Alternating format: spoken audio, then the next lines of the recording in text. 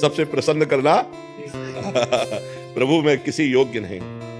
भगवान स्वयं अपने श्रीमुख से कहते हैं एकादशी स्कंद भागवत में, व्रतांश यज्ञ छंदांश तीर्था नियमा यमा यथा वरुंधेत सत्संगा सर्वसंगो पहो हिमाम। मैं बड़े बड़े व्रत से वश में होने वाला नहीं, मैं बड़ी बड़ी यज्ञों से वश में होने वाला नहीं, मैं नियम संयम से वश में होने वाला नहीं।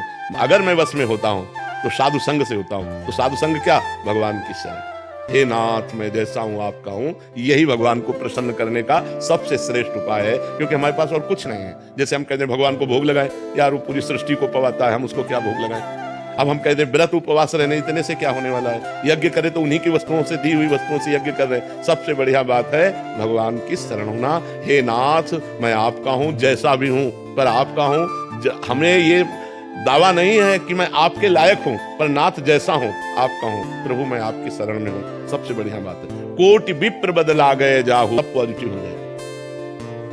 हाँ, हम जो कह रहे हैं नाम कीर्तन करो पहले। भगवान विष्णु का भी 1000 नाम कीर्तन है शास्त्र, लेकिन आधा घंटा कोई नाम कीर्तन करो जो नाम प्रिय हो आपको। हरे कृष्ण श्री राम जय जय, जो भी राधा राधा राधा, खूब जोर जोर से भगवान नाम कीर्तन करो और चलते फिरते नाम जप करो। फिर देख लो आप उसका परिणाम, फिर आप खुद अनुभव करें। लेकिन लंबे समय तक 2-4 दिन किया फिर पाप कर लिया, फिर 2-4 दिन किया पाप किया, वो बात नहीं है। पाप आचरण रोक करके लंबे समय तक करो तो तुम्हारे पाप नष्ट हो जाएंगे, सफलता हाथ लग जाएगी।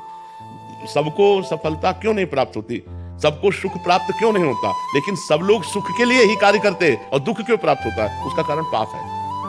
हम पाप कर्म वर्तमान में भी करते हैं और जो भूत में पाप कर्म किए हैं वो परिणाम में आ रहे हैं, इसलिए हम असफल हो रहे हैं, दुखी हो रहे हैं, चिंतित हो रहे हैं। नाम जप करो, बहुत आनंद प्राप्त होगा, बहुत आनंद। हम कह रहे हैं लोक परलोक के सब सुख आपको प्राप्त हो जाएंगे। आप डट के नाम जप तो करो। जैसे लोग कहते हैं कि नाम जप करने से क्या खाना मिल जाएगा, तुम खाना की बात क्या करते हो? अगर भगवान का नाम जप करो तो लोक परलोक सब जगह सुख प्राप्त होता है। जहां पाप नष्ट हुए तो सुख ही सुख घेर लेता है। और अगर भाई पाप कर्म करोगे तो पुण्य के प्रताप से ये मिल जरूर सकता है, लेकिन तुम्हारा नाश हो जाएगा। अंत में तुम्हारा नाश हो जाएगा, अंत में तुम जीरो पे होगे, कुछ तुम्हारे पास नहीं होगा। अगर नाम जप कर रहे हो, आज दुखी हो, चिंता मत करो, कल सुखी हो जाओ। हमको भोजन तक नहीं मिले 8-8 दिन, आज हम आपको प्रमाण दे रहे हैं कि हम गाड़ी पे चल रहे हैं, तो कल हमको भोजन नहीं मिला।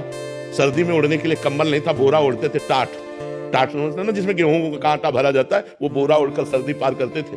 और आज हम आपको क्या बताएं, जब आप समझ लो यही है तो क्या व्यवस्था नहीं होगी। हर व्यवस्था है, राजा बाबू की तरह भगवान रख रहे हैं। तो कल जो था वो जो दुख में था उसमें हम धर्म को नहीं त्यागा, बड़ी कठिनाई से आगे बढ़ते रहे। तो आज वो बात आ गई जो लौकिक और पारलौकिक, ये तो सांसारिक सुख है, लेकिन भागवतिक सुख हम तुम्हें बता भी नहीं सकते कि कितना भगवान हमें आनंद देते हैं। इसलिए नाम जप करो, चिंता न करो, सफलता चरण चूमेगी यदि भगवान की शरण में हो और भगवान के आश्रित हो।